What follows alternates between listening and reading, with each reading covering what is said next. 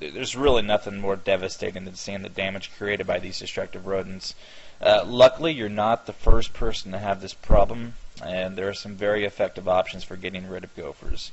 The first thing you're going to need to do is find out roughly how many of these moles you're trying to get rid of. Some people only have 1 or 2, while others, like myself, are dealing with like 5 or 10 of them. It just really depends on the family and if how many of them there really are. I was dealing with a family of them and needed to get rid of them very, very, very quickly. Otherwise, my yard would have been destroyed beyond repair.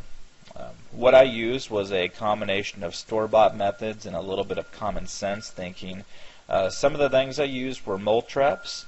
I used mole traps to set up all around the openings to the underground burrows.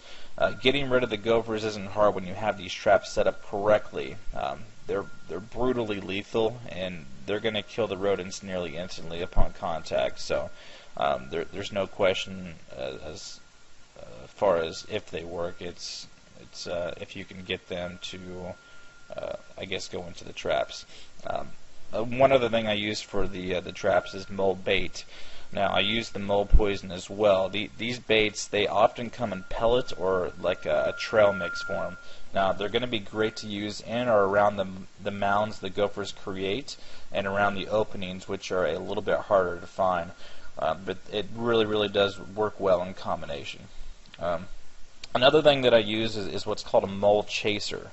Now, these mole chasers are great pieces of equipment that emit a very, very strong signal that is heard by these rodents, and it's very, very annoying to them.